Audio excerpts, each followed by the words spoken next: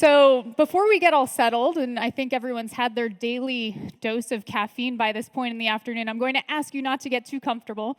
And for everyone who can, who's able to stand up, or if you're already standing, stay standing. So stand up. Please help me out here. We're going to stretch out, get ready, and get in the mindset of getting open. So if you need to stretch, feel free to do it.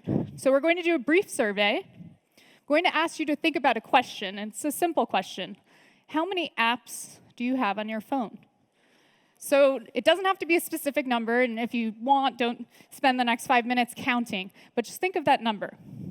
Now I want you to stay standing if you have more than 5 apps on your phone. Okay? I'd like for you to stay standing if you have more than 10 apps on your phone. Well, it's still everyone. I want you to stay standing if you have more than 20 apps on your phone. Okay. And stay standing if you have more than 50. Okay, that's most of us. And now, finally, stay standing if you have more than 100. Okay, everyone who's not still standing, the few of you out there, good for you. You have a lot of apps. So 208, that's actually the exact number of applications and services I have on my phone. I know because I counted before this talk. I have, the standard browser. I have my email, I have my phone, but I have even more obscure applications like an altimeter to tell me the altitude, who knows why, and a dog walking app, and a daily astrology app as well. And I have apps, obviously, for my finances. Why else would I be here? I have apps for my health, for travel, for food, for photo and video editing, for chat, for business, and also for social, although it doesn't look like I'm very social. So as of today, in the Apple App Store, there are 2.2 million applications. And in the Google Play Store, there are 2.7 million applications, so a lot. But it wasn't always this way.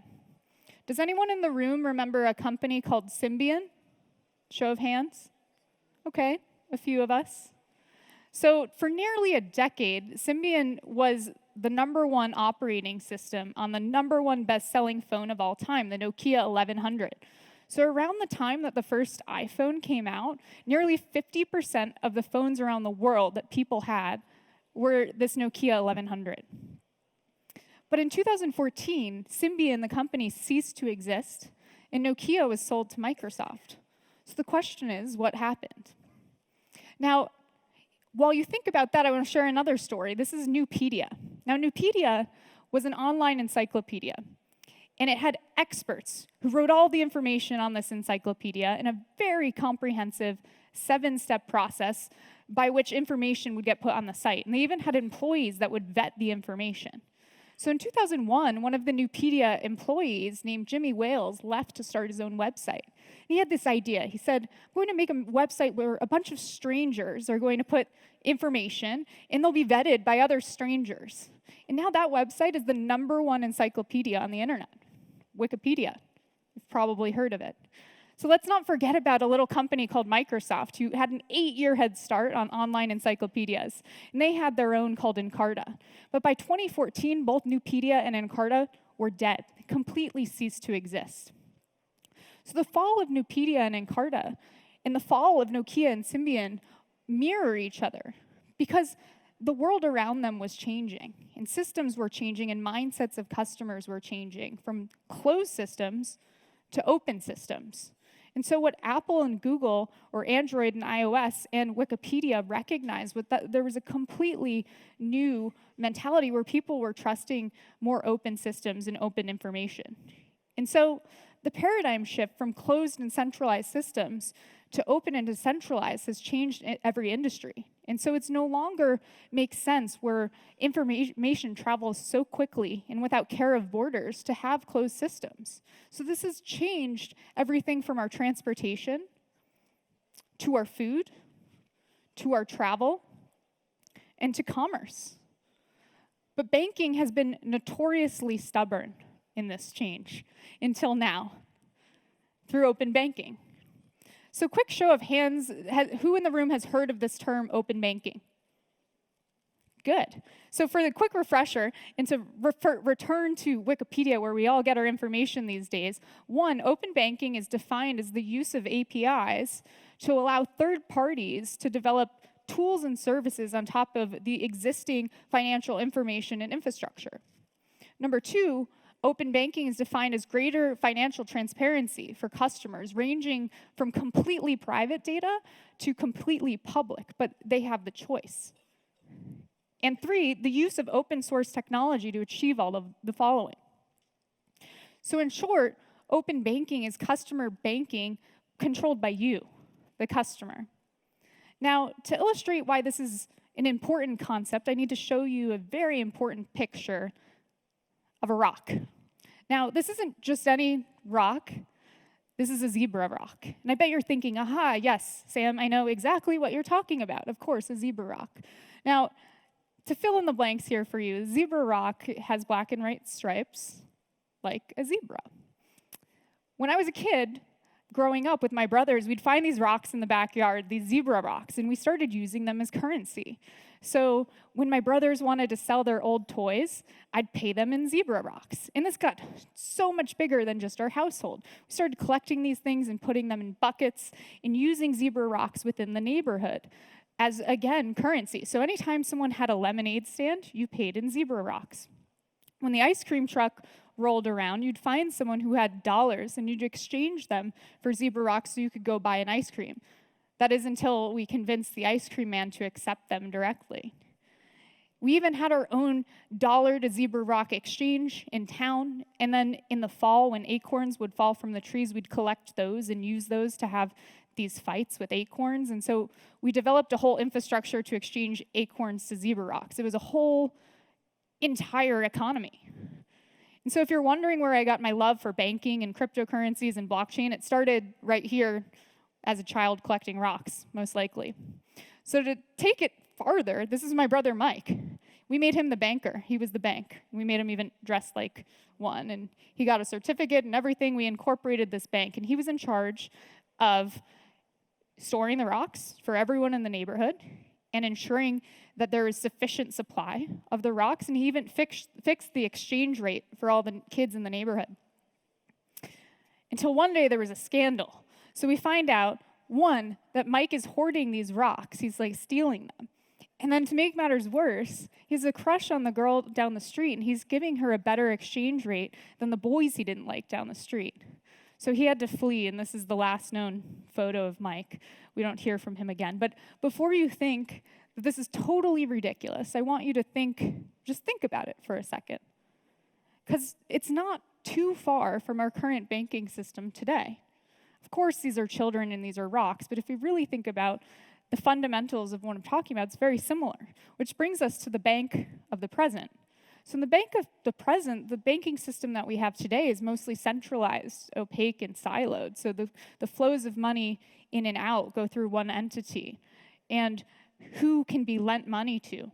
It's controlled. It's completely centralized. And so I'll ask a question. Who knows you best, yourself, your spouse, your best friend or business partner, or your doctor?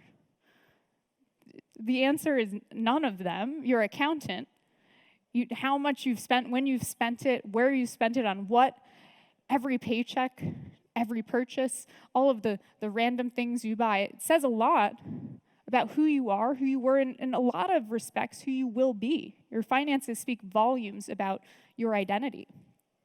And so it's no surprise that the system until now has kept this information behind closed doors.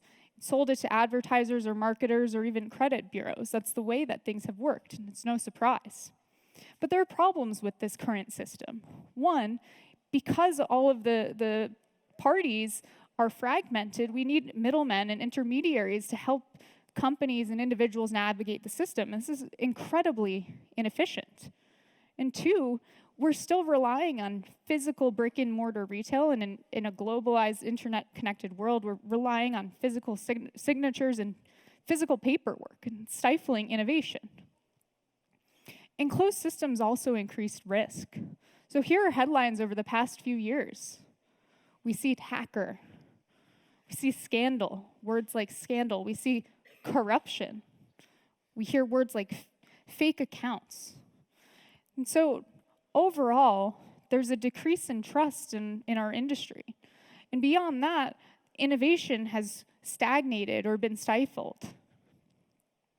So fortunately, there's a solution, and that's why I'm here to talk today about open banking. And that future enables a more secure, efficient, inclusive, and abundant future. And it's already well underway.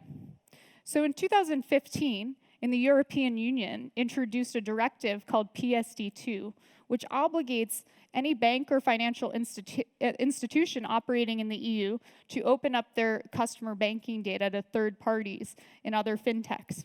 And similarly, in the UK in 2018, they've rolled out their open banking directives. And right here in Brazil as well, regulators are working and providing guidelines to the 12 biggest banks to set a roadmap in place to open up the banking data by this time next year. And it's not just happening in these countries, it's in Mexico, it's in Japan, it's in Australia. And so the commonalities around the globe from every country is that the goal is to spark innovation in the banking industry, to increase consumer control, and to increase investment. So it's really looking at new ways to get past these trust barriers and stagnation and innovation in the industry. So it's natural to think right now, much of the work that's happening in open banking is still focused on building the infrastructure out, naturally. So these are the APIs and security measures, because we're not just talking about zebra rocks here, we're talking about the global financial system. And if you have one bank that has a breach, well, problems will get a lot bigger when you start connecting all of that information in one. So security is of the utmost importance. And so if we think very literally about what's it enabled today, as of right now, greater money management. So we're opening up customer accounts across accounts. So you have a dashboard where you could see all of your information in one place. Great. Of course, we see improved lending, where again, greater transparency in the data allows to the creation of new products or access to new customers. But that's not what excites me about open banking or the shift to openness at all. What excites me is that it's still very new. When we're dealing or talking about new or emerging technologies or paradigm shifts in our social or cultural makeups, we tend to think about it very linearly again. So here's this new change, here's what's possible today. And what I'm here to hope to do is to think exponentially about this and really to think beyond the future. And so to do that, let's think about some technologies. So on the data security front, technologies like blockchains or distributed ledger technologies will decentralize these networks and allow this data to be not controlled by any single party. And advances in AI and machine learning will make the system smarter and allow us to create new, again, products and services, lending, access new groups. And beyond that, with all of the converging technologies, the changes in future of work in society and people who are working all over the world or who play video games for a living and make money off of tips and streaming their content, or in the future of manufacturing where products are produced on demand and on location, banking in general is changing. But again, this is still a super limited way of thinking of it. It's just an example of recombinant innovation, taking technologies and this trend of open banking and imagining what's possible with that. So let's go farther and think well beyond that. What will our future look like? Because until now, a lot of the conversation has still been around increasing access. So we take a bank, we digitize the information, we throw it on a cell phone, and increase that access. And so that's why the term open banking is so closely linked to this term banking the unbanked. Of course, there's the great marketing benefit and humanitarian benefit of banking the unbanked, but really it's just the final frontier of a customer acquisition channel. Let's get beyond these buzzwords and think beyond that, because open banking has so much more potential to really change the world and change the way our relationships with money, and not just tap that last 2 billion people. So in order to do that, I want to return to the beginning of the talk today. Because when you thought of the App Store and said, okay, I'm going to take this piece of hardware and have a bunch of strangers and third-party developers make these 2.2 million apps that I'm going to use, and I'll trust that, or that my business model will be sound based on that, everyone would have said you're crazy. Or if you told me 10 years ago, if you thought 10 years ago that you'd believe information on the internet written and vetted by strangers and you would take that as fact and cite that in an academic paper, again, you'd think it's crazy. So what did these companies do that was totally different from the other companies who didn't succeed? They changed their mindset. They believed that open systems could work and that it wouldn't threaten their business model because they had nothing to lose. And so open banking represents this shift in mindset from closed to open. This is Adriana. She is a Venezuelan refugee, and since 1999, millions of refugees all around the world have fled their countries with nothing more than their clothes on their back. But what is the one item that every person has taken with them when they've left? Their cell phone. So the cell phone in my pocket instantly connects me to a network of people all around the world. Now, so this has given me access to an open network and system. And it's allowed people to flee civil war. This network has allowed people to challenge authoritarian regimes, to fight corruption, to establish peer-to-peer commerce in refugee camps right here in our backyard, and to generally get back up on their feet after natural disaster. So the question is now, with this world that's completely flattened, with barriers that are no longer geographic to the transfer of information, what will be the impacts for banking and finance in this new context? Because until this point in time, we've been thinking about the systems or the bank of now with the bank or the financial institution at the center. And with this first shift in open banking, we're moving to a system where it's becoming more distributed, and we're seeing new models, new fintech companies, new startups, cryptocurrencies, and blockchain come in to start to break open this model and decentralize it. But again, this model is still assuming that we have a financial institution or a bank at the center. So the shift in mindset isn't how people will relate to banks or financial institutions in the future. The shift in mindset is whether there will be an organization in the center at all, or if we will have even the concept of a center in our future. So instead of the Bank of Brazil, the Bank of England, the Bank of America, we'll have the Bank of Sam, the Bank of Anna, the Bank of Antonia, the Bank of you, where everyone, regardless of their status, their wealth, and their geographic location, has access, where every transaction in this bank is auditable and publicly available, and where no single party controls this bank. So in the current system, the way custody works, you're extremely limited by your geography. And on top of that, the money, reputation, and value is stored in an institution or traditional bank. So with the Bank of You, we'll move to digital banking first and foremost, where it's not limited by a geographic location. You're banking globally all over the world now with Brazil's new bank.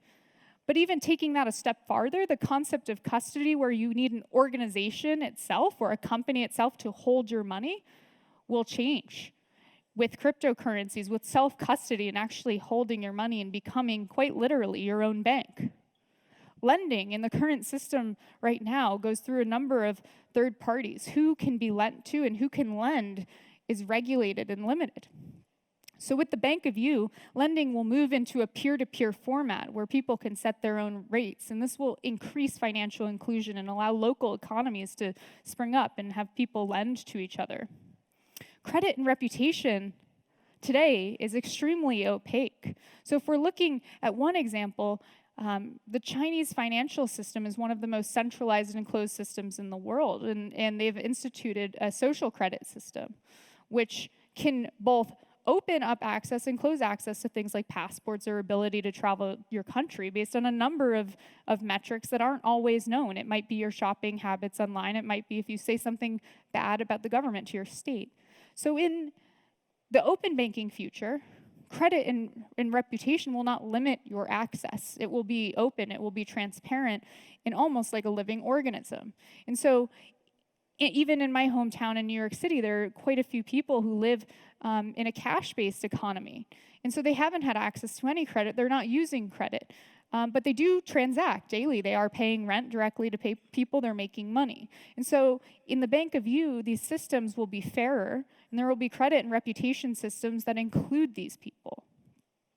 Payments. Again, right now, payments, the payment system has to go through a number of processors and software and gateways, and again, banks. So if I want to send a payment from New York to São Paulo, it is probably going to take a number of days, and it is probably going to cost quite a bit of money, additional in fees. And so payments in the bank of you are changing, again, going fully peer-to-peer, cutting out all of the intermediaries and reducing those fees and inefficiencies. Finally, currencies. So currencies in this digital, internet-connected world are still paper money, and they're nationalized. And so with the Bank of You, the concept of a paper currency or even a nationalized currency will change as we move into digital and even cryptographic currencies that transcend the bounds of any corporation or nation, state, or central bank. And in general, the financial institution itself has been based on this model of a bunch of centralized and siloed pockets that don't often speak really well to each other, making it incredibly confusing and convoluted. And so the complete overhaul of the banking system to an open banking system ends up being a complete overhaul to our financial system and global economy. So it's clear, both with the regulatory and consumer demands, that the future of banking is open. And what I want to help today is to recognize that in order to move better into the future, we need to leave behind the barriers that held us back before, which were closed systems. Because in the future, trust will be the #1 currency, if not metaphorically, literally. And so instead of people, the Bank of You, earning the trust of the banks, it's the other way around. Banks, institutions, and governments will be working to earn the trust of every individual in this room. And I know you're thinking probably, wow, that's so optimistic. And a lot of you are probably thinking, well, either she's crazy, or this is scary, or what does this mean for my job, my company, our economy? All of this stuff seems really scary. And trust me, I know. So this is me. When I was 18, I started my career as a competitive skydiver. Has anyone ever fallen off a chair or a bed? Yeah? What do? When you fall, do you brace yourself? You don't just fall on your head. So, that was my impulse. Here I am, jumping out headfirst of the plane. I go, oh, shit, I'm falling. So I go to grab something and brace myself, as I think that's the response that I should have. Wrong, not with skydiving. So here I am, put my arm out to grab the plane. I start flipping and tumbling like a total crazy person. The more that I fight it, the more I start tumbling worse and worse and worse, until ultimately I do what I was instructed, calm down, pull my parachute, which wrapped around me.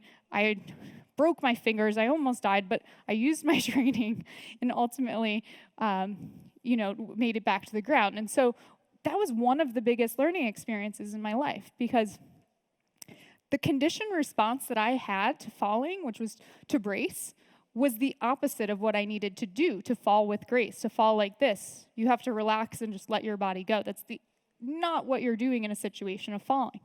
And so I saw a lot of similarities between this and the shift from closed systems to open systems, or closed banking to open banking. It's scary. And the banking system, the entire economy and financial system has been conditioned to have a response that is to, put your arm out. And not to say it's tumbling, but if it continues doing that as the context changes, just like, what I do here with gravity is different than what I'm doing up there in the sky. So the context around us is changing. And if we continue to have the same responses, then you'll just tumble. And so in order to embrace this change and to navigate it, you need to learn to unlearn. And so I want to leave you with 3 takeaways today that hopefully will help you to navigate these changes within your organization and your daily lives. First, open bank is a paradigm shift. It's fundamentally, and it might sound very simple, that a shift in mindset is the first step that you need to make. Because again, the context is shifting. 2, return to first principles instead of retrofitting. So working with a lot of companies, again, when you have this system that's so deeply embedded, the tendency is to start tacking things on. And really what you need to do is take it apart to the building blocks and rebuild it again with the mindset from the ground up. And third, in order to do this, you need to embrace it with a mindset of abundance and not scarcity. So back when open innovation and open source movement was in its early phases, the idea of opening up your code base or your data to other people and then still having a business model was insane. And so there's a fear-based mindset of why would I share when I can keep it in my competitive moat? But the business models and again, contexts are changing. So I want to end with one last story. On the launch of the first iPhone, Steve Jobs was vehemently against the notion of having an open platform for the iPhone. He was even quoted on the launch day of the iPhone as saying, "You don't want your phone to be an open platform." He said, "You don't want to download some app and have it break your entire phone." And so they launched the iPhone. It did okay for a few quarters. But the Nokia 1100 was still 50% of the market share. People started jailbreaking their iPhones. They weren't going anywhere. So that changed Steve Jobs' mind. So by the second iPhone, he decided, let's launch the App Store and the software development kit and open this platform to other people to build on top of that. And less than a year later, we see the 28-second famous commercial said there's an app for that, and they owned it. And the rest is history. Thank you.